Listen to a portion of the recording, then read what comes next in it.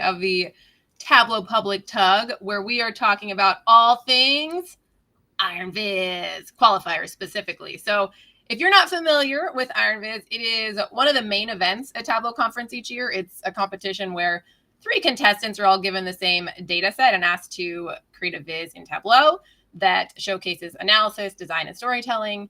And contestants are given just 20 minutes to build that viz live in front of everyone on the main stage at TC. So in order to make it to the stage of the conference, folks from all across the data fam participate in IronViz qualifiers, which typically take place next month in October. The qualifiers are a month long. They have a broad theme that your viz needs to fit, and you source your own data and create a viz that gets judged on analysis, design, and storytelling. So in anticipation and in honor of the qualifiers kicking off soon, we thought it would be a great time to talk about how you can enhance your qualifier vizes. And we're going to showcase 2 authors who finished in the top 10 last year as well. So with that, we have Sarah Bartlett in the community spotlight today. She's going to be talking about her IronViz feedback initiative that she hosts every year. Branden Kornell is here, and he's going to be walking us through his top 10 qualifier about the Boston Marathon viz. And Cherie Bardsley will be talking about her Bears of BrooksRiver viz, which also finished in the top 10 last year. So we are excited. We have quite a lineup. Before that, we're just going to introduce ourselves here. Our hosts at the Tableau Public TUG. We have Agata Ketterick, me, Lisa Truscott, and Eric Howard. If you don't know us, hi, I'm Lisa. I'm Lisa Truscott. I'm a research analyst. I work at Miracosta College, which is in North County, San Diego, where I work with a lot of student services data and student equity data. I love visiting about TV, movies, pop culture. That's pretty much what my whole Tableau Public profile is at this point. Just kind of fun themes that I enjoy. Okay, I'm going to toss it over to Agata to introduce herself. Hi, everyone. I'm Agata Ketterick. I'm a 5-time Tableau ambassador and BI visualization team lead at Gannett. We're a media company best known for USA Today and a network of local news outlets. And I love making data accessible, supporting the Tableau community, and helping others grow their skills through storytelling and design. Eric, over to you. Thanks. I'm Eric Howard. I'm a Tableau ambassador again this year. And for all you guys out there, when I submit my application, I don't think I do much of anything throughout the year, but then you make a list of all the stuff you've done, and it really adds up. So I really enjoy being part of the community and contributing on a lot of different levels, but the main thing I like to do is speak at our local tugs and other tugs. So get out there and share your knowledge and be a part of the community. Awesome. Thanks, Eric and Agata. Okay, so let's get into it. So our agenda today, we have Sarah Bartlett kicking things off in the community spotlight, and then we will have Branden Kornell. And before we get to Cherie's viz, we're going to do a quick swag drawing, so you want to make sure you stick around for that. Okay, welcome Sarah Bartlett. Sarah Bartlett is a Tableau Visionary Hall of Famer. She's a Tableau ambassador. She co-leads the London Tableau user group, and she's passionate about building and enabling data communities, founding the Iron Quest project, and sharing knowledge through her blog, Sarah Loves Data. Through speaking engagements, community projects, and mentoring, she champions user-focused, impactful visualizations that drive adoption and empower others. So, Sarah, thank you so much for being here. We're excited to have you today. Hi, Lisa. Hi, everyone. Thanks for inviting me on. I'm excited to talk about IronViz. Yeah. Well, before we get into IronViz, I think we always just like to know how and when people started using Tableau and kind of what got you into it. Yes, so I started using Tableau in November 2014, so over 10 years ago, which is crazy. At that time, I was working primarily with Excel, and my company were moving towards Tableau. So they were like, hey, go and learn this thing called Tableau. I had no idea what it was. I got sent on a 2-day course, and I guess the rest is history. But I got involved in the community because I was kind of on my own at work, I was the only analyst and I needed some support. Like I didn't understand Tableau at all. So I started going on blogs from people like Andy Kriebel, because the community wasn't like what it is today back then.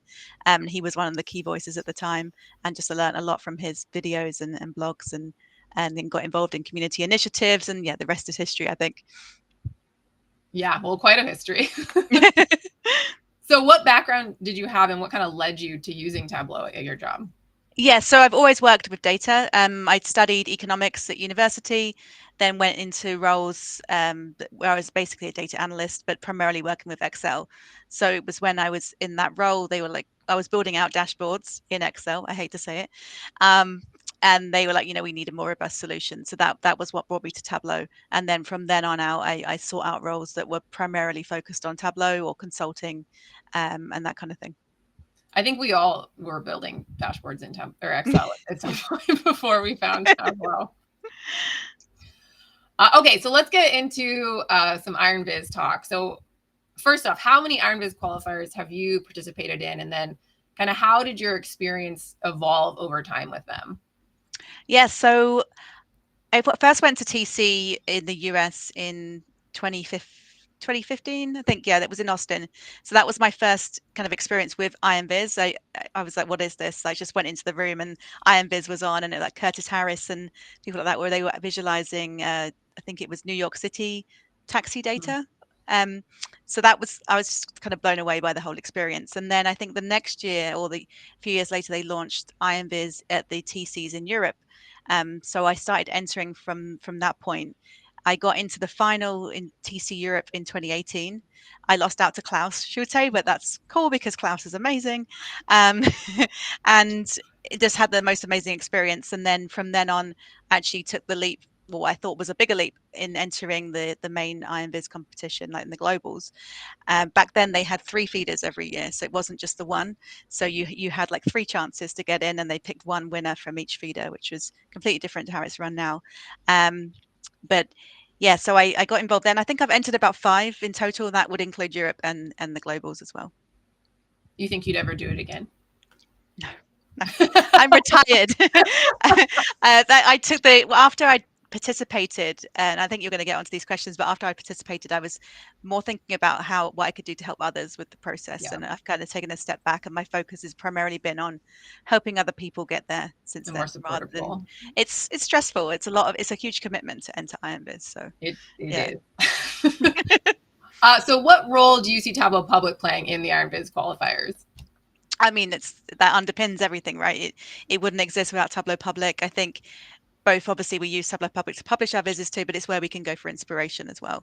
I think it's really great at bringing more people to Tableau Public, and just, people sharing their work out there, and people stumbling across Tableau Public because they found an IronViz viz online or took an interest in the topic that was visualized. So yeah, it's critical, I think, to the competition. Yeah, absolutely. Okay, so like you said, you're in a little bit more of a supportive role now. Can you tell us more about the IronViz feedback initiative that you started?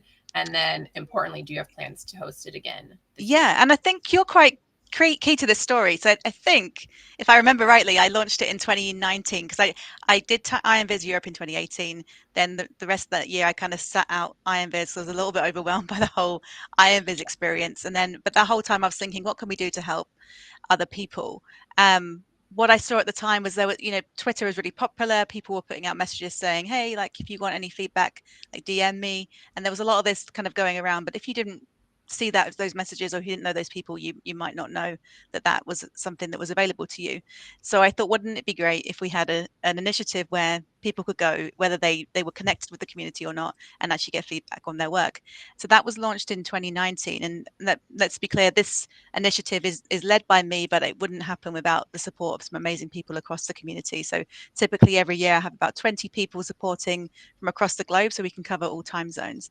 But when I launched in 2019, I think you took part, Lisa, because that was the year that you entered the feeders for 2021 is actually okay. So maybe I'm a year out. So okay, so because you were in the first one, I know that much. And obviously then got to the competition the following year. But I got it's great that Bo won last year, because from every feeder since the one that you were in, I've had a finalist who's taken part in the winner has taken part in in this initiative. So that's been really lovely to see.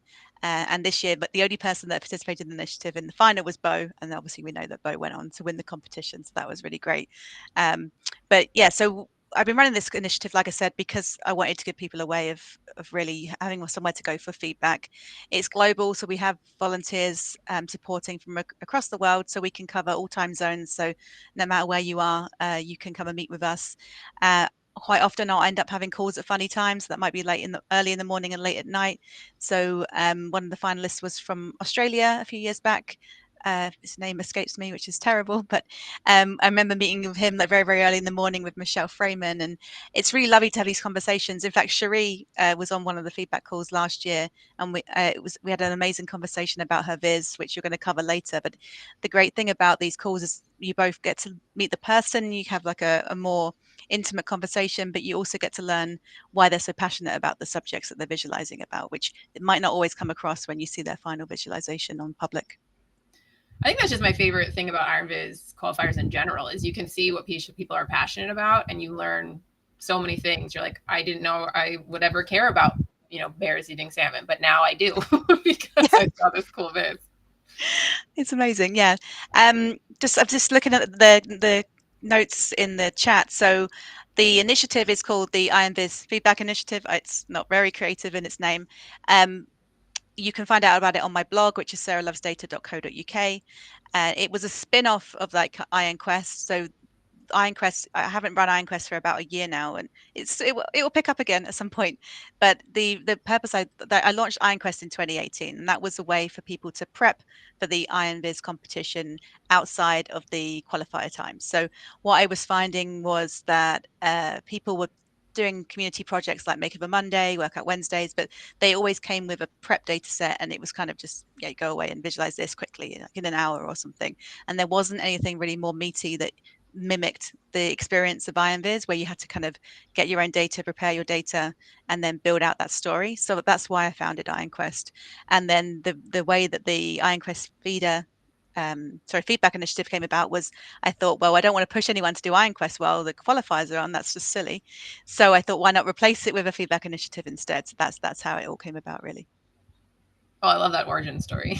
Because I feel like the qualifiers are very different than any other community projects that we have where you're given the data, because I think we mentioned it up top, but I'll just say it again. For the qualifiers, you pick your topic within a theme and you go find your own data. So it is a very different kind of project than anything else in the community. Yeah, and I find that some people don't have the skills to kind of prep their own data or even know where to start, and then that puts them off, instantly. So with IronQuest, what we tend to do is we'll visualize a topic just the same way you would as the qualifiers, and we might share some kind of data sets as a start of a 10 to get people going. Right. So in your view, what sets a great qualifier viz apart? And are there any examples from recent years that kind of stick in your mind at all as being most memorable or very memorable? Yeah, I think I mean, as you said, the scoring criteria, design, storytelling, and analysis, I think it's something that really stands out and is memorable when it comes to design and that story. Sometimes we see some with some very, very powerful stories. I recall some over the years. I think one from Mike Cisneros that kind of sticks in my mind, which was very like impactful and really like stuck with me. But in terms of the ones that from more recent years, I actually made a list because I didn't want to forget any. But a few that stand out for me was Emily de Padua's Love Across the Eras, which was her viz on Taylor Swift. I'm not a Taylor Swift fan. I'm not a Swiftie. I know nothing about Taylor Swift, although Emily is a huge friend of mine. But that taught me a lot about the whole Swiftie kind of thing and the eras and how they all interlink. So, but I know how much Emily loves Taylor Swift, and so it was very heartfelt to see that viz and then see it come to life. Another one is Lewis Hughes Beyond the Joystick. So I know about his love for gaming, and just to see that brought to life on the page was really lovely to see. Obviously Bo McCready's One Hit Wonders viz from last year that got him into the final. That one was he actually participated in the feedback initiative. I think I met with him probably maybe 5 times during the course of that month. So I saw that viz go from just a skeleton right through to the end. So it was really lovely to see that come together. So that it has a lot of meaning for me, like just to been part of that process. Cherie's viz on the Bears of Brook Rivers, which you're going to cover later today, that one stands out for me. It was something that was completely new to me, and it was presented in such a beautiful way. I'm not surprised, it made it into the top 10.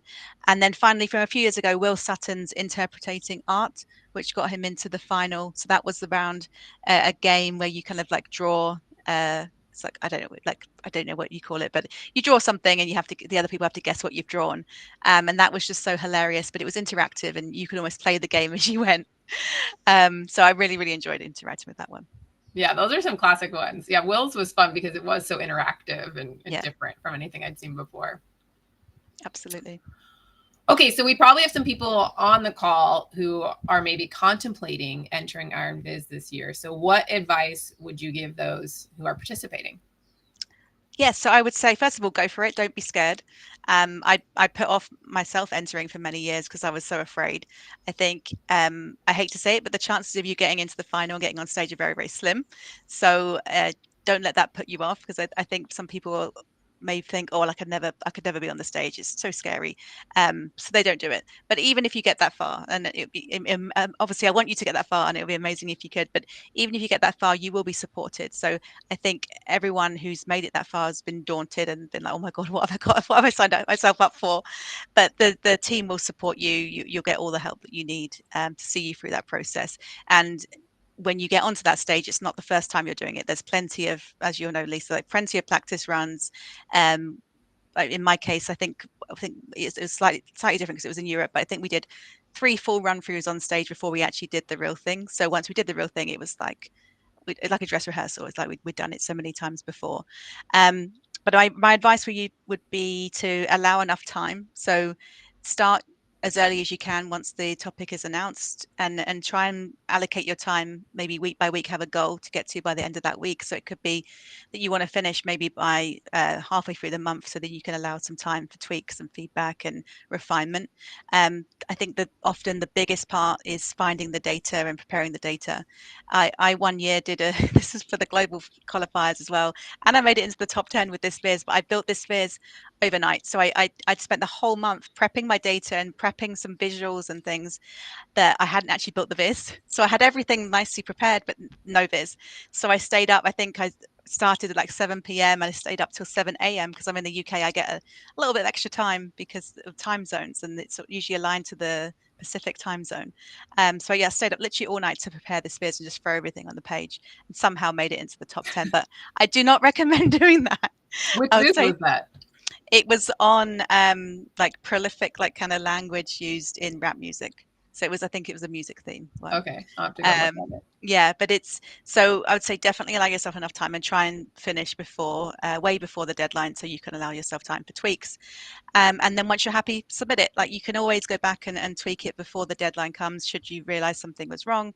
But yeah, just I hate to see it when people run out of time. So I've seen that a lot of times. People have put in a lot of work and then they just didn't get time to finish because like kind of life happened. So just allow yourself as much time as possible. And don't forget to submit it. Like you can't just post it to public and be like, there it is, there's my qualifier. You actually have to submit it on the qualifier page. So don't forget that. And I will also give advice. Go to Sarah's feedback initiatives. They are incredibly helpful. I did it my year and it worked out really well. Bo did it. Sounds like Will did it. Sounds like they've all done it. Yeah, everyone, I think all the winners, or at least people that have been in the final, have done it. Since your final, Lisa, so for the good last 5 years. So it shows that it works. We get some great reviews every year of people that have come back and said how much it helped them. I'm definitely going to be running it this year. I haven't set up the initiative or source of volunteers yet, but I have a good pool of people I can pull upon, and that includes previous finalists as well. So that's always good to get their experiences. Yeah, plus that feedback initiative is good, not just for IronViz, right? You get feedback from, visionaries and ambassadors that you can take with you to other projects and other visits too. So it's absolutely. And I think there's some other feedback initiatives that run. So I know Michelle Freeman was previously running, and Nicole Klassen, they were previously running a feedback initiative. I'm not sure if that's still running, but I'm sure we can find out and see. But I know Michelle's in particular is incredibly, and Nicole, they're both incredibly passionate about giving feedback and helping others. And if not them, there's always people out there that will help you with your visits if it's not IronViz. Yeah, agreed. Awesome. Well, thank you so much for being here, Sarah. We love having you, and we appreciate the feedback initiative you run, IronQuest, when it gets back up and running. And we love that you took the time. Anything else you want to mention before we turn it over? I would say just good luck, everyone who enters this year, and hope to see you on the stage in San Diego. Me too. Awesome. Thank you for inviting me on, and best of luck with the rest of the event. Yeah, thanks for being here. Thanks. Bye. All right. Eric, it's over to you. All right. You want to throw up the quick slide for Branden's intro? I'll get started with the bio. So Branden has been working in analytics for over 20 years and has specialized in Tableau for the last 13.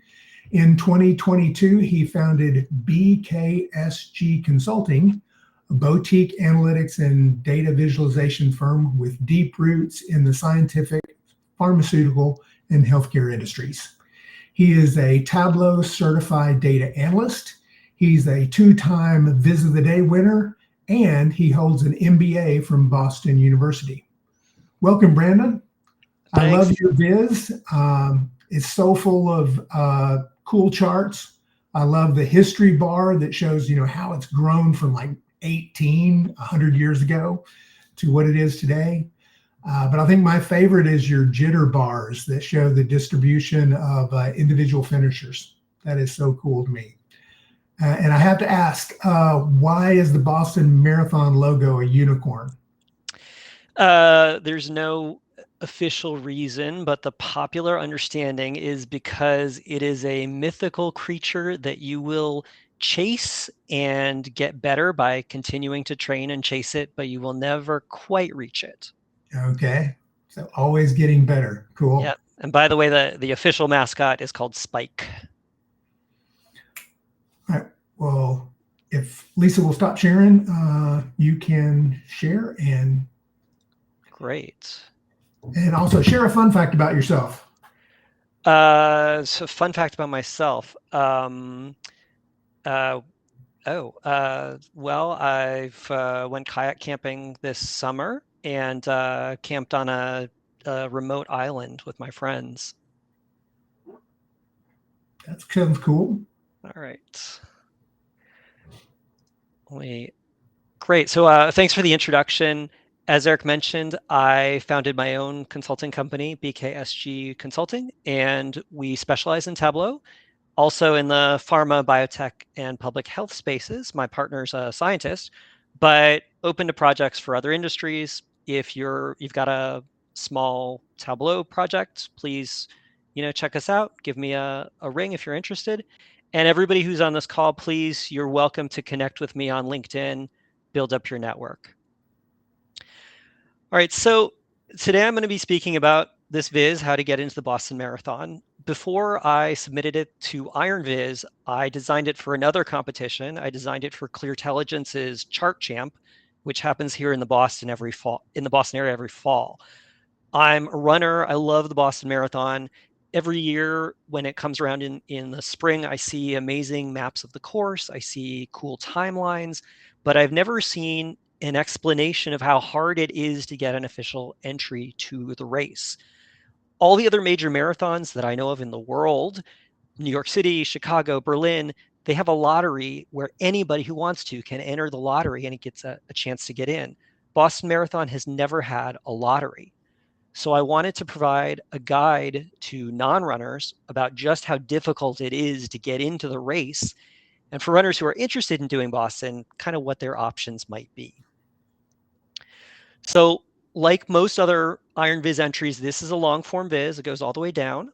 And one thing you'll notice is I stick to out of the box chart types. And I just put a lot of thought into the design, functionality, and questions that users might have. I like a nice big title to draw people into the Viz, how to get in the Boston Marathon. Very common technique that I use that many people do is to do it in PowerPoint. You can design pretty titles in PowerPoint. and then just right click and save as picture. One thing that I do encourage you all to do is if you do this, if you put pictures as titles, make sure you go in, edit your image, and include alt text so it's readable to screen readers. Eric did note the unicorn. So I've got a fun image of a unicorn. This is something pretty important for those of you who are doing IronViz, or if you're interested in doing Viz of the Day, or getting a Viz of the Day maybe. So on the Boston Marathon website, baa.org, they've got a very nice official logo with a unicorn. This is copyrighted. You need to be really careful not to use copyrighted material if you're entering IronViz or you're hoping to get a Viz of the Day. So what we've got instead, this unicorn that you see, is actually an image that comes off of a website I love, the Noun Project. They've got all kinds of images. I did buy it. It was a few bucks. It's the only thing that I paid for this IronViz. And then I took it into a paint program and I flipped it around, made it yellow and blue, etc. So again, if you put a nice picture in here, make sure you come in, you put your alt text and explain what it is. And as a little Easter egg, it actually sends people out to the official website. All right. Text. I put a lot of text in my Viz. It's great for history. It's great for analysis. But I also understand that most people are not going to read everything that I write. So my technique that I use, and I think Cherie uses the same thing, is to go in and just selectively highlight important words and phrases in bold so you can scan it. So world's oldest annual marathon, difficult to get an entry, 30,000 entrants, there's no lottery. Again, this is just Arial text for me and Arial bold if I want to pop something out. Dividers. So I've split this Viz up into different sections, options 1, 2, 3, and I've got dividers in between them. This is a really common technique. This is not an image. These are blank objects. In this case, I put 2 of them so I could have 2 different colors. But this is just a blank object. It's got a background color that I picked to match the official colors of the Boston Marathon. I played with the height to make it 5. And in this case, I've got a container that kind of pushes everything else away. So if you like to use containers, and I do, you can come in here and play with the spacing. And if you want to make it a little longer, you can change the bottom spacing to 60 and push things down, or put it back where I had it, 30, to make it look like that. All right. I'm going to spend the rest of the time talking about the different charts I have. The first one is the one that Eric mentioned. It's this bar chart that just shows the history of the Boston Marathon and how the growth is really explosive. In terms of finding data, the first thing you can do is go out to the official website and just look around, click around. And if you're lucky, you find something like this, where you can just copy and paste this directly into Excel. So this is the first kind of data set I use. It's the easiest, copy paste directly into Excel. In this chart, so it's a pretty obvious story, huge growth of the marathon. One of the things I wanted to do is if you're a user, you've got some giant bars that are outliers. I just want to go ahead and explain, okay, this first bar is for an anniversary. The second bar is off after the terror attacks. These are annotations. And all that is mark label, annotate. And you want to annotate the individual mark. The other thing I was worried might confuse people is, the early years of the marathon are so small that Tableau doesn't even really render a mark there. So a couple things. I've got custom tooltips. So if people hover over them, they will see that there is actual data there. And I also included an annotation for the very first year, 18 people, so that they know that there's a mark there. All right. So the first way to get into the Boston Marathon is what I'm calling run wicked fast. You have to run a very fast time in another marathon before you can get into Boston. And this chart, which shows the history of the qualification times, is really the genesis of this Viz. So it shows the history of qualification times. Every time the times get harder, the line jumps up. And every time the qualification times get a little bit easier, the line goes down. So just to baseline you, a marathon is 26.2 miles long. Most first-time finishers are down in here between 4 and 5 hours. So you can see, especially for young men, for young women, these are the times right now for 2026 race. They're significantly faster than most first-time marathoners do. So in this case, there is no web page on the website that has that data. There is this long history page, with when they started, and you've got men and women, and you've got some age groups. So I had to build my own data set out of this. But in this case, you can kind of see you've got some little subtables, age, gender, group, etc.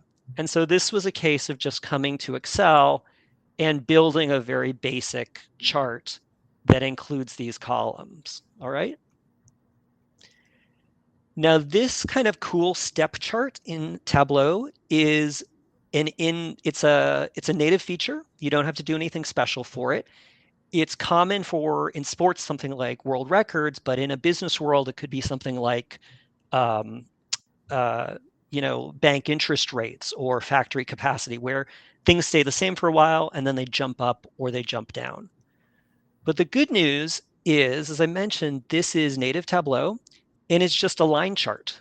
So you've got this shelf called path. Most people don't click on it, but the line chart looks like that, and a step chart is just clicking over here like this. So one thing that's notable about this chart, this axis over here is reversed. 3 hours is the smallest time, and I put it up at the top. I actually gave this a lot of thought. Originally, it looks like this. This is what it came in originally as, and it makes a certain amount of sense. 3 is the smallest. But the one thing I didn't like was your eye is drawn across over and up to the 80-year-olds. And they're doing great stuff, but really in a lot of sports visualization, higher is better. So I thought it made a little more sense to edit the axis and reverse it. But I was concerned. I was concerned that people would get lost or get confused. So I actually put in 3 other signposts to help guide the user. One, which is very common, is what's called double encoding. So I've also got this time standard on color. I'm using a diverging scale. So faster is hotter, is orange, slower is cooler, and that's blue. And this is a little bit controversial to use a diverging scale when there's not a clear 0 point. The one thing I did do is make a 0 point at 4 hours, because 4 hours is kind of a common goal for marathoners. Okay, so that's one way to help remind the user of which way the scale goes. Another was to put just a text label in here that says easy or harder. Standard text label, little arrows, but it's rotated upward. So if you go to Format Object, you can change the alignment so it gets rotated upwards. And the third thing I did, and I did this through the whole viz, is custom tooltips. So it goes, when it goes up, it uses English words. It says made harder, and then made easier. And the way I did that is I'm using table calculations. I've got a field called verb, and the table calculation is a lookup. So it looks up the time standard -1, which is the last one. If there was nothing there, I'm saying that's when it was introduced. If it's smaller, made harder. If it's the same, constant. Otherwise, it's easier. So all of those are working to keep the user from getting confused. So down below this, I've got all of the qualification times for different categories. Again, there's no single web page on the BAA website, Boston Athletic Association website. So I had to piece these together, but it lets you look at, what things are for wheelchair division, for people with limb impairments, for people with vision impairments, etc. So a few other things that I want to point out about these. This is, as you can probably guess, it's a parameter action. So this is a crosstab. This is a bar chart. The crosstab is just different categories. And the parameter action looks like this. So it's dashboard actions. And all it does is take the crosstab, put it out to the bar chart, and it's run on select, which means that you're clicking it. Okay. Other things that are important, this axis is fixed, so you can directly compare, what times are, for example, people with vision impairments versus people in the wheelchair. The axis doesn't change. The colors are also fixed, and it's the same color scale as above. So this lets you note really interesting things like the fact that the fastest wheelchair runners at 2-hour qualification times are actually much, much faster than the fastest men and women. If you've ever seen these wheelchair racers go, they go 30 and 40 miles an hour. It's pretty amazing. By the way, all these categories are the same as the Paralympics. So unfortunately, that even hitting this qualification time is not enough to get you into the race. The race is so popular, and there's only 30,000 slots, that they've added additional cutoff times for most years. Again, this is data that came right off the website. So you can see that in 25, you needed to run 7 minutes faster than that. 12,000 people didn't get in. And this is another case where there's a few years where it looks like there's missing data. I'm just making sure to tell the user, hey, here's the, where the data is. There's no cutoff time. It's not a mistake. I've got some nice yellow buttons that pop people out to the website. Again, those are just built here in Microsoft PowerPoint and saved as picture. So this is all well and good, but I wanted to put something in there that would really look at how many people can actually get into the race. Are we talking 10%, 5%? So I built what I called a qualification simulation, where I took the results of the London Marathon in 24, and I put all of the people on a dot plot as individual dots where you can look them up. And I said, okay, here's the standards. If they would hit the qualification standard, but not the additional time needed, they'd be in red. If they would actually hit both, they'd be in blue. We don't know how big that extra time buffer is going to be. So that's built as a parameter. So I defaulted it to 5 minutes. But you'll see if I increase it to something like 10 minutes, you'll see a lot more people get into the red. And then on the right, I'm summarizing it. So for example, with a 5-minute cutoff, 8% of the youngest men would actually be able to get into the race. 7% of the youngest women would be able to get into the race. So really liked this because it gives you a chance to include some analysis, which is up above. I'm talking about different beliefs. One is that a lot of runners think that it's easier for women to get into the race because the times for women are less stringent. I think for this cohort, it's definitely not true. You can see for almost every category, more men will get in than women. Another thing that's a common belief for runners is that, hey, it gets easier to get into the race as you get a little bit older. The times get easier. And in that case, that's pretty easy to see. As you get older, more and more people would be able to get into this race. And when you get up into your 60s, if you can still go the distance, you got a much better chance of getting into the Boston Marathon. So the data for this comes from the London Marathon website. And I came to this site, okay, you can get, you have to look up men and you can get 1,000 results at a time. Okay, that's good. London Marathon's 53,000 people. So my first thought was, hey, I got to spend a whole evening copying and pasting and putting this into Excel. And I tried it and it doesn't paste cleanly into Excel. And I know I'm going to screw it up. So I realized that I got to do this the right way, which is web scraping it. So what a web scraper is a program that goes to every single web page and downloads the data and puts it into a text file for you. So a few problems with that. I have never written a web scraper before. And I've taken a Python class. I write in Python once or twice a year. So every time I have to do Python, it's honestly really slow. So this is where the last few years, AI has just completely changed the game.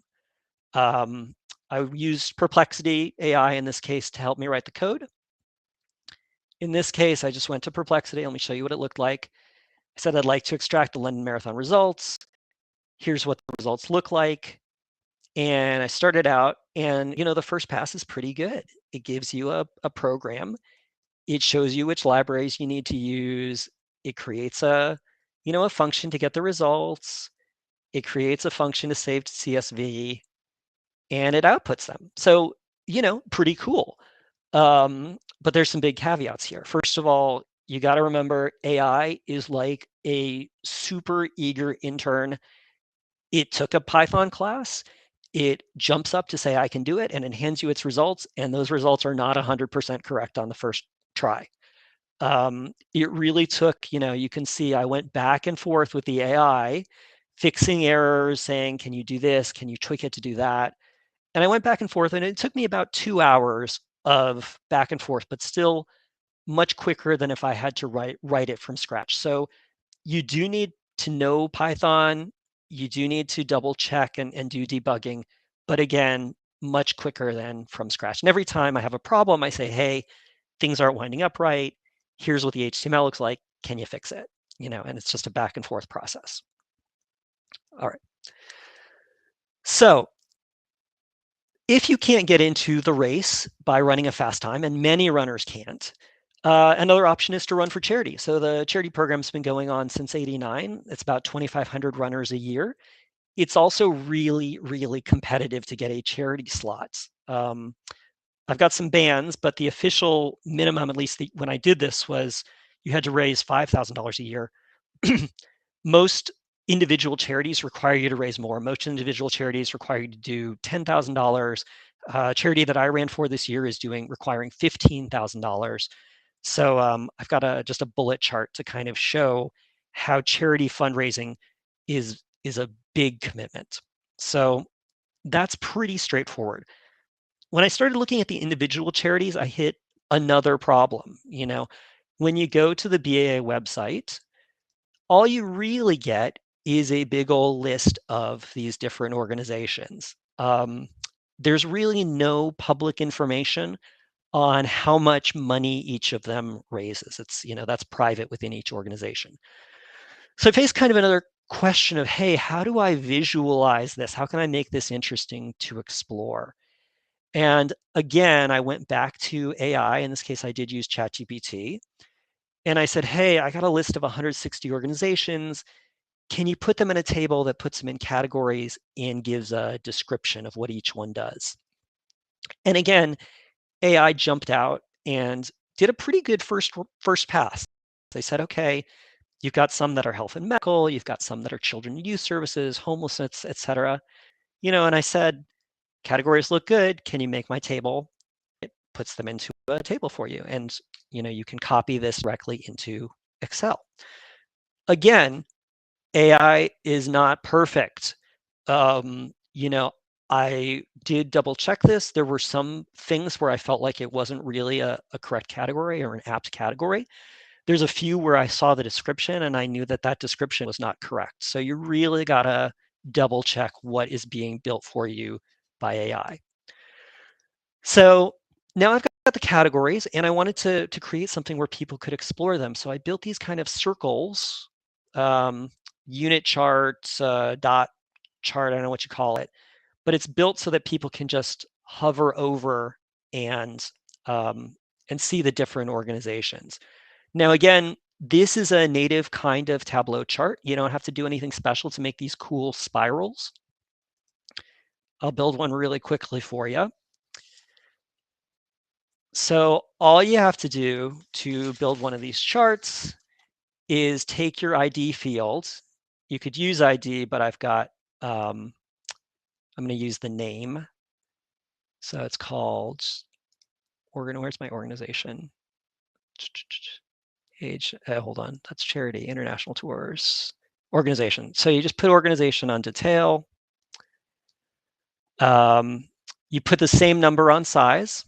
So sum of 1, and that makes it a tree map. And then you change this from automatic to circles, and you get that kind of cool circle thing. And then you can use rows and colors. So for example, you can put category up there the same way I did, or you could put category on color. So fun way if you just have individual things to kind of kind of make a little thing to explore them. But the one thing I didn't like was I wanted to give the user a list of everything so they could look something up. So that is a highlighter. I've got highlighter organization. And then you can see a whole list of individual organizations. And if you find one that you like Boston Theater Company, you can go find it like that with a highlighter. All right. Final way to get into the race is what I call running or flying to the US. So about a third of the field every year is international runners. Most of those people run qualifying times, or they're very fast runners from all over the world. Some of them are also charity runners, but an option is to take an official affiliated marathon tour that includes what they call guaranteed race entry. So it's a tour, comes with a bib. So if I have geographic information, immediately, hey, that screams map. This is a 2-layer map. So one layer, the shaded map. So the shaded map is countries of residence, where you can see how many runners came from Canada, from Mexico, etc. The other is a list of the international tours. So it's a symbol map where I've got a little circle for each, and it's got a viz in tooltip that shows the names of the tour companies. So the viz in tooltip is just showing a crosstab that has the name of the tour operator. So these are 2 separate data sets. This one with the countries was pretty easy to copy off the website. Actually, both of them were pretty easy to copy off the website. But let me go into the data source and just show you how they're related. So the tours are over here. You can see different operators by country, countries that people came from, again, country, number of entries, and it's a relationship between the two, country to country. And you have to do a little bit of cleanup to make sure the countries are spelled the same way, the punctuation's the same, etc. It's not USA on one side, United States of America on the other. So a few other things I'll point out. United States is removed from the data, otherwise that would kind of blow out what your darkest color is. So this is just internationals. And a lot of times in a viz that I put on Tableau Public, I take off of all of these controls because users will kind of click around and they'll mess up, they'll zoom the map by accident. But in this case, I really wanted to leave these controls on because a lot of these countries are little, and it's really helpful to be able to zoom in on Europe, for example, and find, Belgium, or to actually, you can search for, an individual country. So that's helpful. A lot of users, you'll notice if I click off, these controls do not show, they're hidden by default. So one thing, a lot of users don't know those controls are there. I actually put the words hover for search and zoom to tell them, hey, there's controls there. Very bottom, I've got a list of other kind of niche options. I talk about volunteering, and then I've got a footer that includes my name. Be sure to give yourself credit. The hashtag, so I'm including the IronViz hashtag, and then sources. So it brings me to the end of the viz, also brings me to the end of the presentation, and happy to pass the mic back.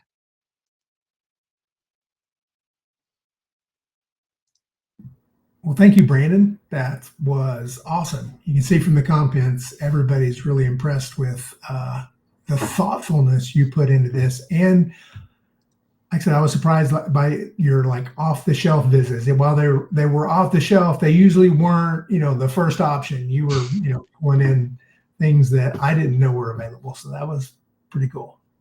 Thank you. Yeah. Does anyone have any other questions? Can you show users how you locked your color palette? How I locked in the color palette. Yes, I gotta share again. Yeah, sure. So the color palette is locked in. No. let me pop out here. So this is really just the case of going to your color shelf, editing colors, and it's a custom diverging. I am using a little. I thought this was fixed. I'm surprised this does not say, but I thought that these were fixed at 250 and 530. If not, then the way it was automatic was correct. But in this case, it's actually defining these start and center. And because these are times, it's a little bit kooky because you'll see it's 1899. 4 a.m. is 4 hours. Tableau doesn't have a time data type. So everything is 1899. But the key thing is just these are two different vises here and down below. You just have to make sure to set up your color shelf where the colors are locked in at the exact same way. Any other questions? Yeah, so in this case, I did do start 250 and 530 and center at 4 hours. For the different viz, yeah. Yep. And I believe that feature just got an upgrade in the latest version, so that might look a little different. Oh yeah, I haven't looked at it. Yeah, okay. I think they made it easier. All right. Where you can use a parameter or two, I think, for the start. Oh, that's great. That's great. Any other questions while I'm sharing? Lots of comments, no questions. All right. Well, thank you, Branden. That was very insightful. Any last minute recommendations you can make for anybody thinking about IronViz? Viz your passion is what a lot of people say. I hadn't planned to enter Chart Champ, and then I hadn't planned to do it for IronViz, but it's like, I love running, I love the sport, and as I started doing it, it was fun to work. So I didn't mind putting the time in. But Viz your passion, definitely get feedback. The feedback initiative is amazing. I did this for another competition, but I got feedback from my business partner on what she thought was effective. So that's going to make your Viz, 100% better if you have somebody else look at it who's not you. Collaborate. Always good tips. All right. Well, thank you. Well, let's take a quick break for some swag. Let me share my screen real quick. And we will spin to win. So if the winner will email tableau.public.tug@gmail.com, I will send you a $50 gift certificate. So I'm going to botch this name. Chipocheria? Yeah, I know that's not right, but apologies in advance, but we've got a $50 Tableau Store gift certificate for you. So I will DM you here in a moment, and we will get that set up. Thank you for attending, and now I will hand it over to Agata and Cherie. As soon as I can stop sharing. Nope. All right, and I will introduce Cherie. Cherie has been working with Tableau for over 10 years and describes herself as a visualization artist.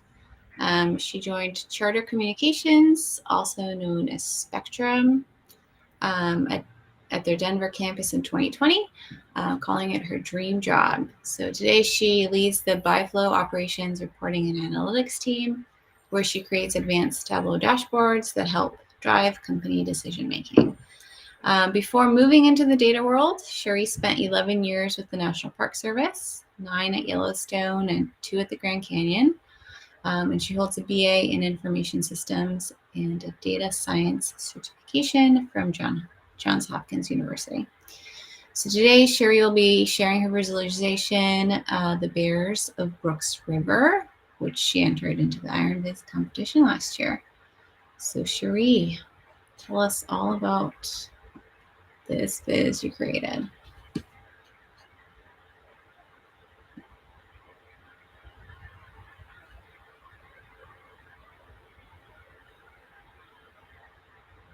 hoping Cherie's still there. You are on mute.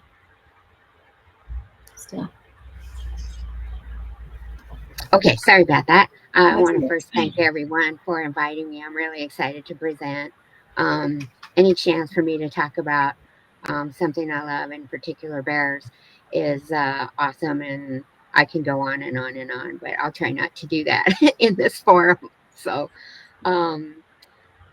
I started out working on this visualization actually in late 2023. So kind of what inspired me was my love of bears. I worked in Yellowstone National Park for 9 years, and I spent a lot of my free time out there with the carnivore ecologists and the wolf watcher community in the park. Wanted to learn everything I possibly could about bears and wolves in the park. They quickly, along with the bison, became some of my favorite animals that I'd ever observed. So we would go to the Lamar Buffalo Ranch, and we'd spend a lot of time in the field through the Yellowstone Field Institute, tracking and studying these animals and their behavior. And I just fell in love more and more and more with the bears. And I started sharing stories about my experiences with them with anybody that would listen. And a park ranger friend of mine who worked at Old Faithful told me one day, he said, hey, he had worked in Alaska, and he had said, you're such a bear person, you should really go see the big bears up there. So I was kind of familiar with them because they have, and I'll share this with you guys, there is a really cool website. A lot of the national parks have webcams where you can watch live activities. Like at Yellowstone, you can watch Old Faithful go off, and at Brooks Falls, you can literally go on the explorer.org and pick any topic that you want to watch. A lot of the parks have these park cams where you can watch things live. You can actually watch these bears live at the falls at Brooks River. So, and then in 2014, they started the Fat Bear Week event, which is a huge global thing. There was another viz submitted by Brittany Rossino about the Fat Bear Week competition. I really loved her viz. Also, it was kind of crazy because neither one of us thought that anyone else would enter vizes about the bears into the competition, but we both did. And I also loved what she did. So if you get a chance, go check out her viz as well. So I became a huge fan of these bears, got to know many of them by learning more and more about them, got to know individuals, and it really inspired me to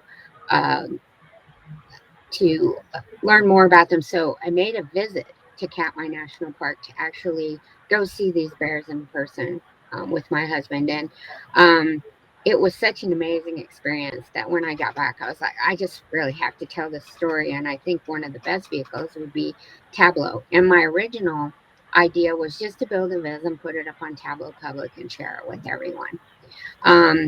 So it took me a long time to get there, though, because in order to build this, the data was really messy, and I will show you guys what that looks like here in a second.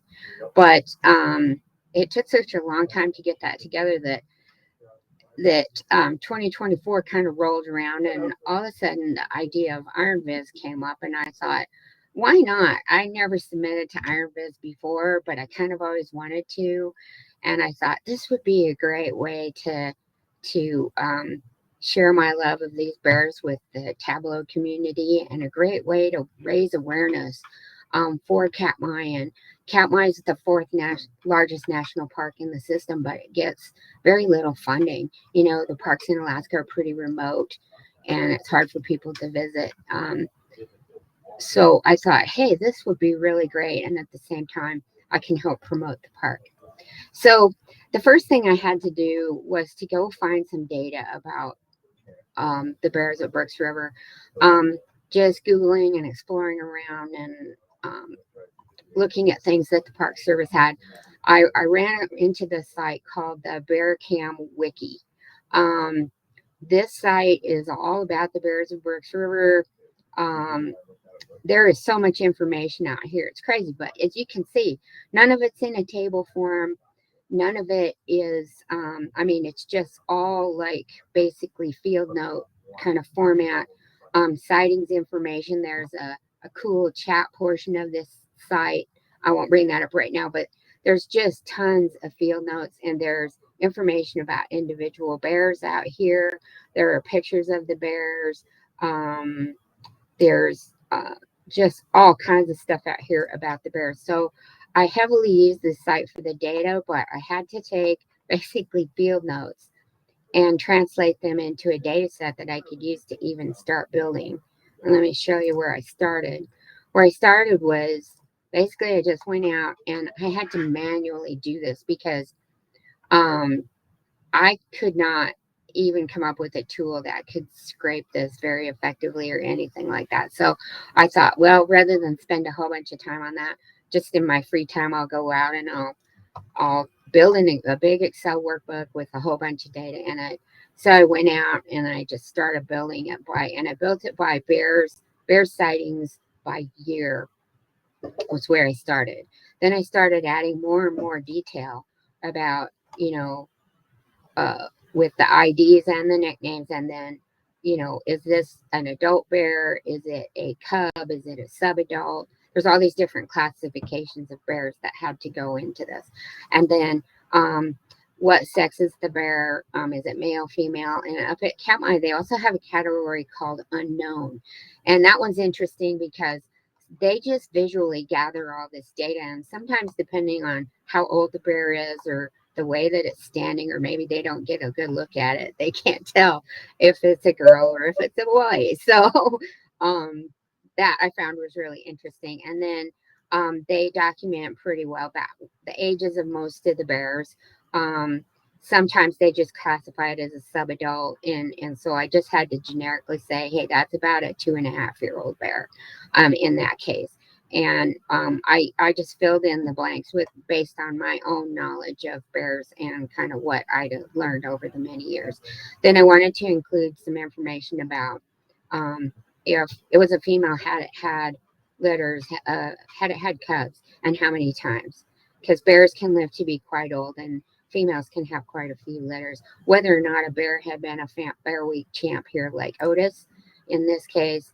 And then I broke the data down even further. I went and said, hey, bears by month. So the season in Katmai runs from May until October every year. Some bears are even seen in November, but those sightings are so few that I quickly just kind of focused on May through October. And I built out one tab for every single year with all the months in it. So that's kind of where I started. As the Viz began to evolve, I started building separate charts with only the data I needed because I started to worry a little bit about performance of the Viz, especially with the chart types that I thought I was going to build. So it took a long time, and I have this thing called a job that I have to attend, so I had to work on it in my spare time. So I just mostly worked on it in the evenings and the weekends to put all this together. I didn't really end up doing any real joins or blends or anything like that because I was curating this whole data set from scratch. I could kind of tailor it to the charts that I intended to build. And then the next thing that I did that I would recommend is I actually built an outline of the story that I thought I wanted to tell. And I wrote down a list of questions that I thought the Viz should answer. And I thought long and hard about these questions, and I incorporated these into the Viz. You can see here the very first question is, how many bears visit the river each year? And, kind of what are the factors related to that question.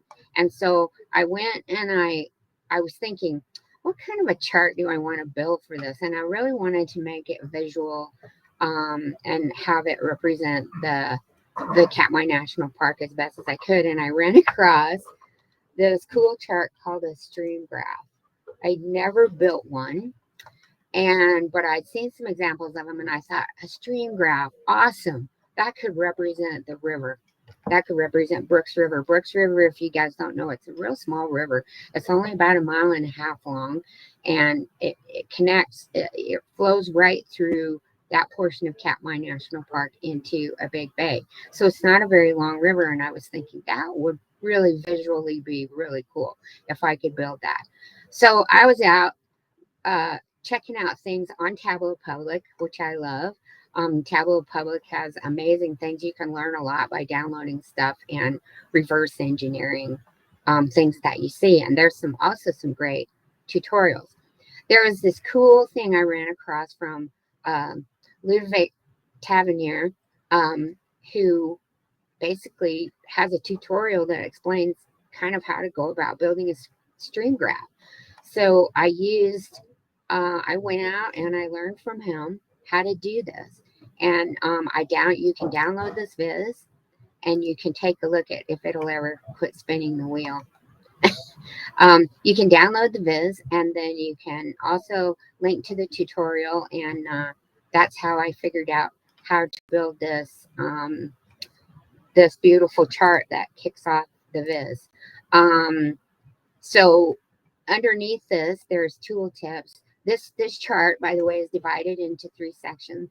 One for, you can see the color legend in the tooltips, where this lighter blue represents the females, the darker blue represents the males, and then this one in the center are all of the unclassified or unknown sex of the bear.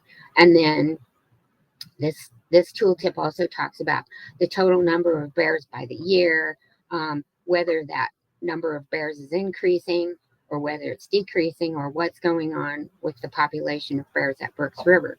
And this is really important because this indicates sort of the health of the ecosystem up there.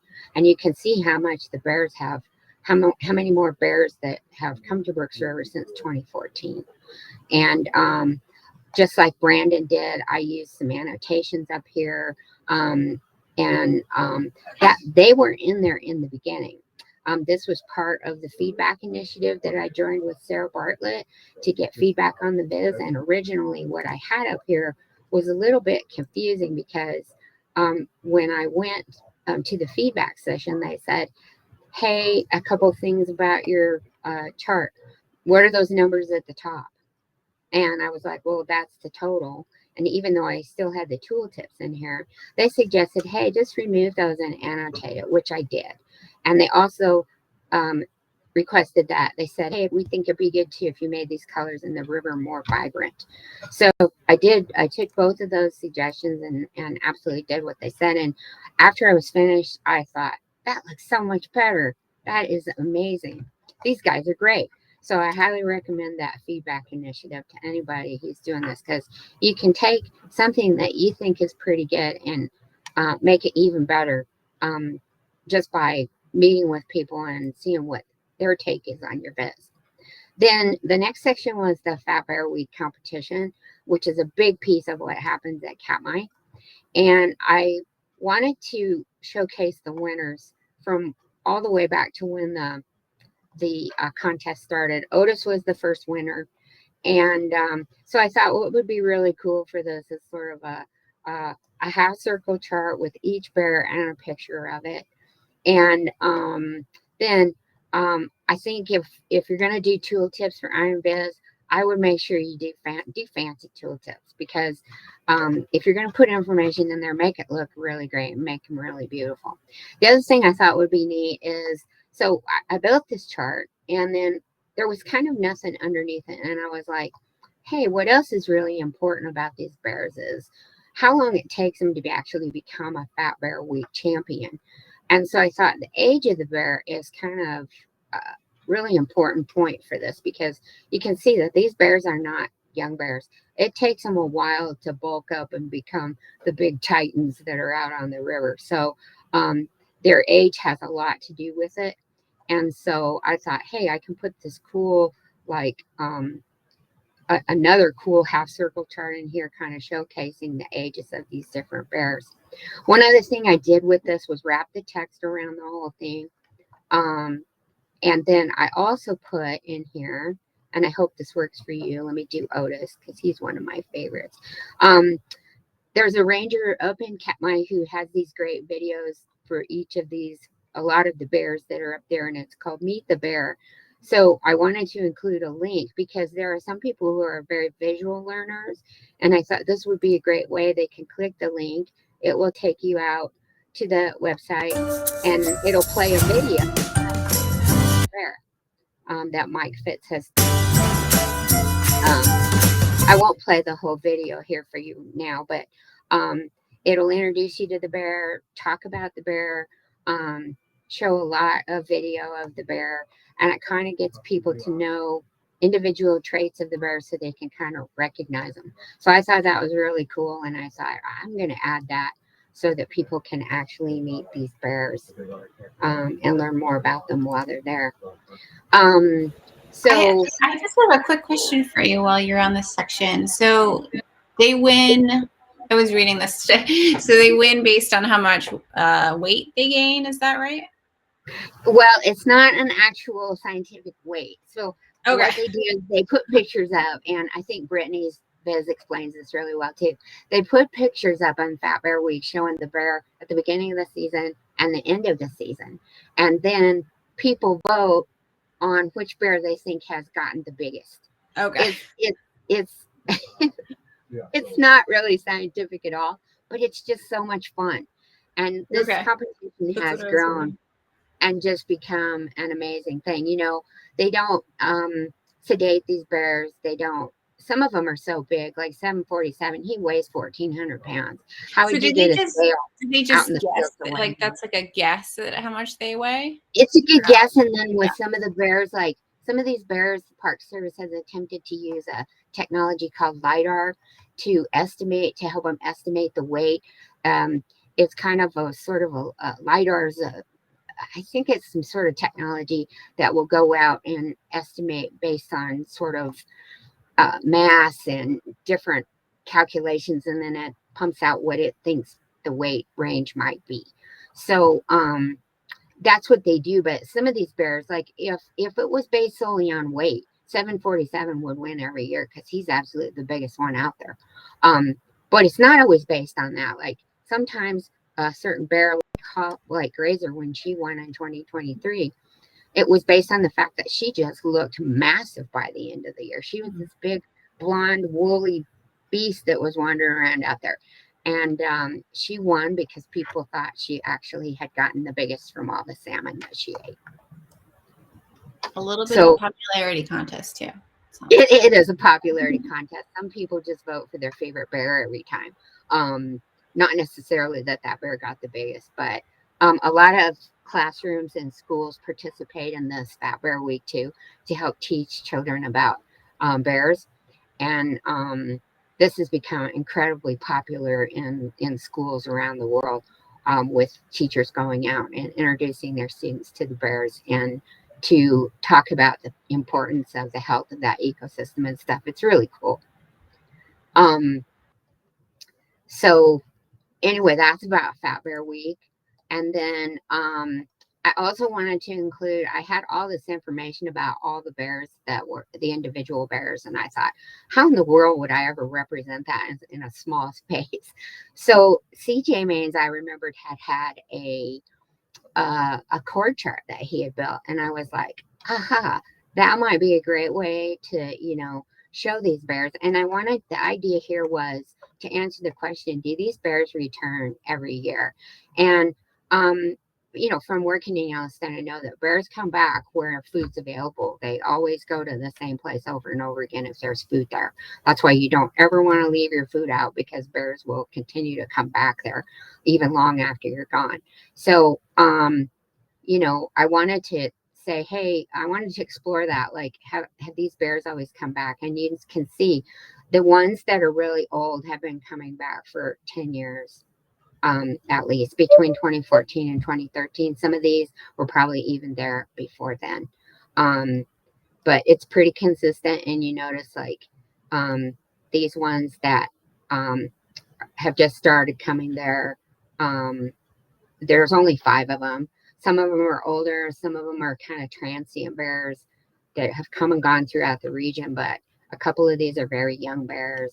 A lot of the young bears show up in the 2-year category. So it was kind of interesting to take a look at that and just to see, you know, what was going on. And then I included a thing here about how these bears are identified, because they just take photos of them and they assign a unique number if a bear has been seen there 3 times during the season. And then they don't give them a nickname, but some of them end up with nicknames, because, you know, you kind of can't help but give bears nicknames, I guess, because they're such cool people. So anyway, that's kind of how I did the same thing that I did with Ludwig's stream graph. I grabbed CJ Main's chord chart and just basically reverse engineered it and figured out how to build it. And then also use tooltips here for each individual bear to describe a little bit about it in that chart. So the next piece I wanted to explore here was there's definitely a relationship between the bears and the salmon, and it's because the sockeye salmon are what's considered the keystone species in Katmai. Sort of everything that happens in Katmai really depends on the salmon and the health of the salmon run. And it's directly tied to the entire ecosystem, including the bears. So if, you know, people had asked me, you know, like, what would happen if there were no, if something happened to the sockeye? And it would be devastating, because then while bears can eat a lot of other things, they would be forced to go forage for different stuff in that part of Alaska. And most of their diet is sockeye salmon. So it could result in, you know, a catastrophic thing for the ecosystem, and not just for the bears, but everything else that relies on the salmon. So for this, I had to go to the Alaska Department of Fish and Game and go find some data about that, and go through a lot of their stuff too. Was not in tables. Some of it was, but most of it wasn't. So I had to go find this data about the salmon escapement. And what that is, for people who don't know, is that there's fishing in Alaska. So 25% of the world's sockeye are caught in that area up around where Brooks River is at. And salmon aren't only a critical food source for bears, but they're for people as well.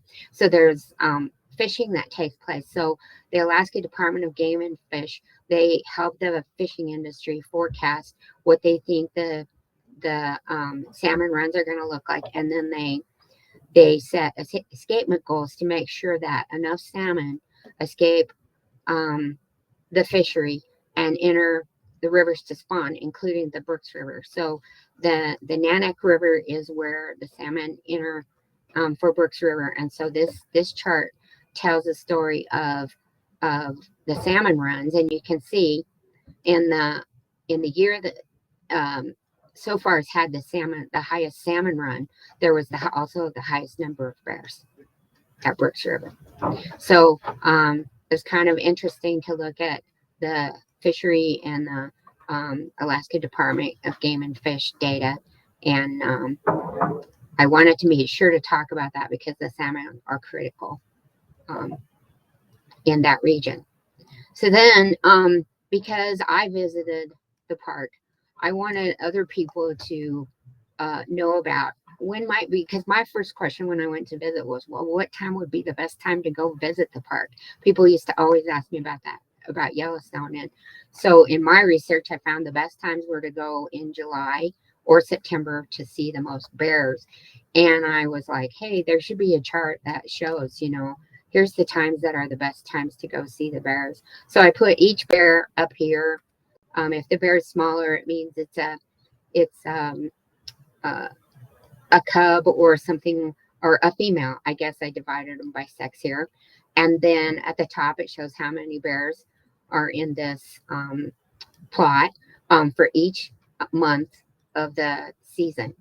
And so in looking at this, you can tell you should visit there if you're going to visit and you want to see the bears. The best time is July or September, although October is still pretty good, but the weather gets kind of funny. It is Alaska after all. And so you can always look at the bears on the bear cams that I showed you guys anytime during the year, anytime during the season. And in the winter time, if you want to, you know, take a break, or if your life's getting stressful and you just want to look at bears and see happy bears, they replay highlights from the season in the winter time.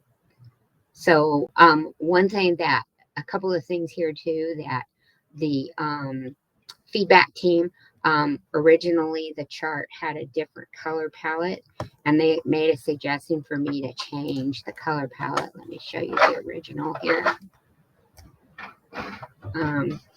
So it looked like this, and it was pretty muted and subdued, and they really felt that it would be better if it was along with the river, that this would be more saturated colors and a little bit brighter would work better. So I kind of worked with like a fall color palette on this. And one thing I always talk to people working on Viz is this: colors are really important in a Viz. You know, you want to make sure that you really think hard about your colors and kind of get a color palette together. One of the tools that I use, that I like to use, is iColor palette. Right here. This is a pretty cool site. It's free. You can go and you can upload an image that you have. So what I did was, for my images, I should talk about that too. I have a Shutterstock license, so I go out and I pull images that are available for use. And the Park Service is very generous about the use of photos as well. But my photos aren't exactly just straight photos. If you look at this Viz, these photos have been tweaked. I found this cool AI kind of art generator tool. I'd seen some stuff that Michelle, I love the way Michelle Framan does stuff with her family. And the Flurlich twins, they always have some animated characters of themselves, and I really like that. So, but for this, I wanted to do something kind of artistic with the photos. This was a Shutterstock photo. What happened with this photo is I took it and I ran it through this free program called Photor. And I used one of their, oh, I forget what it's called, artifacts features. That's what they're called. And I applied several different artifacts to this to see what, it's an AI kind of thing. And I applied several different ones, and I settled on one that I really liked. So it's sort of a caricature of the animals, but I didn't really want to, it was important to me not to turn them into cartoon characters, because they're not that, but a little bit more of an artful representation of the bears trying to grab a salmon at the falls. And I did the same thing with these icons in the Fat Bear Week. These are all images generated through Photor. And then what I did was, after I generated them, I threw them into PowerPoint and built a really kind of little cool circle icon out of each one. So, and then, you know, giving credit to where the photos came from, even if they're licensed, is important. So down here at the bottom, for my icons and different things, I either self-designed them or I got them, like Branden, I got mine from the Neon Project, especially these in the bottom. I also gave credit to where the images came from, whether I got them from the Catby Wiki or whether they came from Shutterstock with the license. And then I give credit to everybody down here, people that inspired me, and different things I've learned over the years from different people that I used. The other thing was I credited the feedback team, because they were, this Viz wouldn't have the special sauce, I think, and I don't think it would have made it into the top 10 without the feedback from the feedback initiative, because the changes that they had me make were just so impactful, especially looking at the before and after. They also, there's a lot of text in this Viz, because I'm trying to tell a story here without writing a novel. And I basically had to be a ruthless editor of my own writing. Because, and the other thing is, because I love bears so much, I can go on and on about them. So I thought, man, I'm going to have to cut this text down. And so The other thing I had to do was when I built it, it wasn't originally for IronViz, and when the theme was announced, I had to spin this to kind of fit the theme a bit. But I reached out to Tableau and sent them an email and said, hey, do you think this fits the theme? And they responded back, oh, yeah, because this is a huge deal, especially with Fat Bear Week. So I got to thinking, yeah, Fat Bear Week. And then I think it was Dennis Cow. He said, hey, this is kind of like a reality show. So I said, oh, yeah, it is kind of like a reality show. So I kind of went and revised all my text based on trying to make it fit the theme. And I think it's really important, try to fit the theme as much as you can. Although the themes are really broad. So don't be afraid of it either. If you've got a viz out there, just, you know, if you need to reword it or rework it a little bit, it's worth it. And then I included, I think, some personal stuff at the bottom of this. You know, I really felt working with the data was really difficult, and I wanted to talk about that. You know, I think that the data was hard for me because I love these animals so much, and when some of them wouldn't show up the next year, it was like, oh man, what happened? Did something happen to that bear?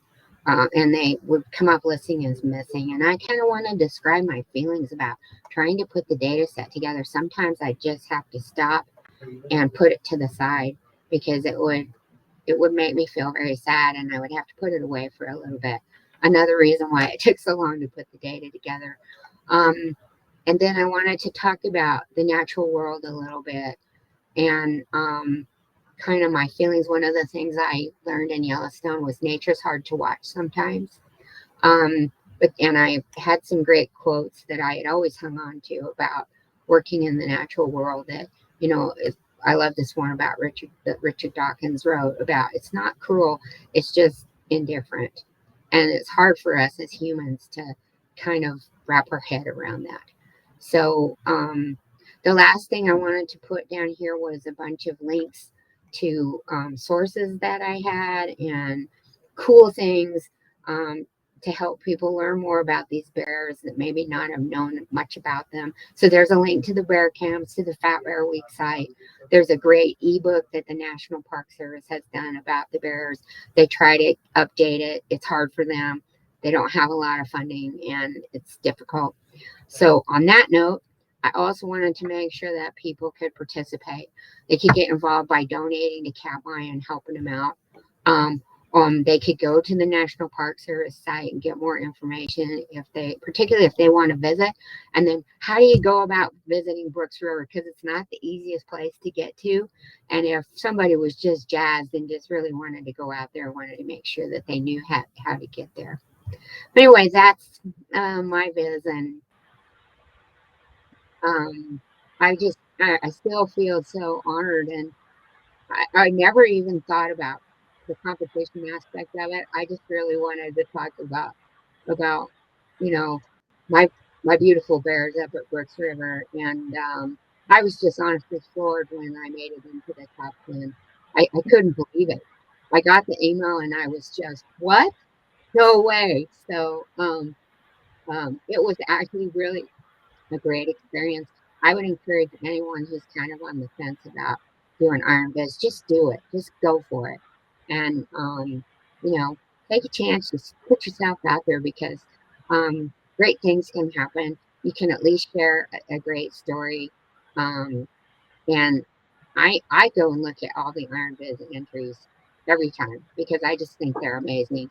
And people have so many great things to say. And I really love Branden's viz as well. And I'm glad he was here today, too, to talk about his, because I learned some stuff from him today that I thought was pretty cool. So anyway, thank you all so much for having me.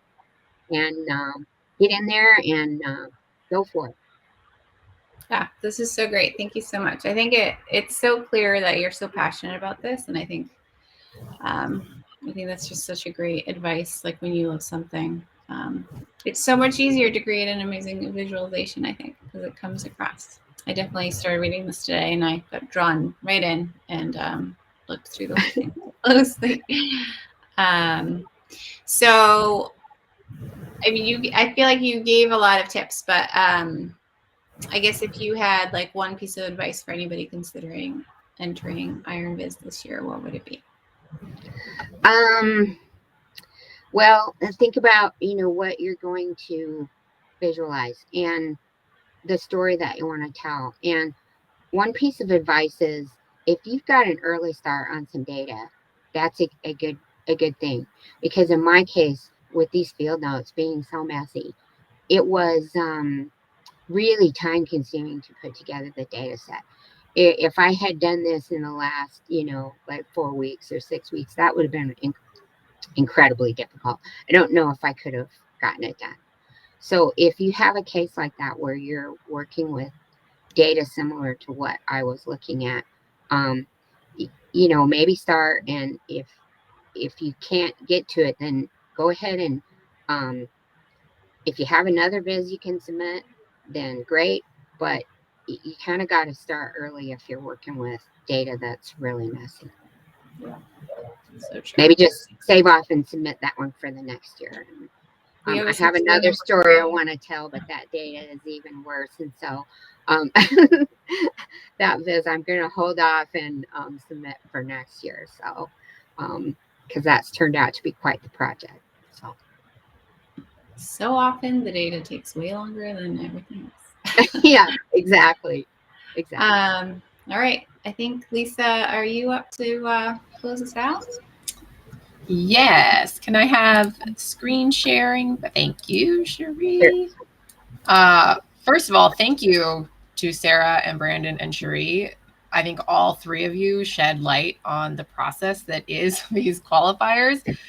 Going through 2 of the top 10, you can now see kind of the level of detail and work that goes into it. If you are thinking about submitting a qualifier, this is just a kind of deeper dive into the judging criteria. I'm going to put a link in the chat. This is actually a link to one of Sarah Bartlett's blogs, but she has all of these listed in there as well. So you can kind of see the sub bullets that go into design, analysis, and storytelling. So, and like everyone has said, pick a topic you love and just do it. Win or learn, you can't lose is the tagline of IronViz, and it is incredibly true. You're going to gain something from entering the qualifiers. And our next meeting is going to be very spooky. We have planned in honor of our haunting season. It's going to be October 16th at noon Eastern, where Lucia Stefanuto will show us her Viz of the Day that is all about Halloween. And Anne-Sophie Pereira will showcase her Viz about Buffy the Vampire Slayer, which by chance was also a top 10 IronViz qualifier a few years ago. So fits this meeting's theme as well.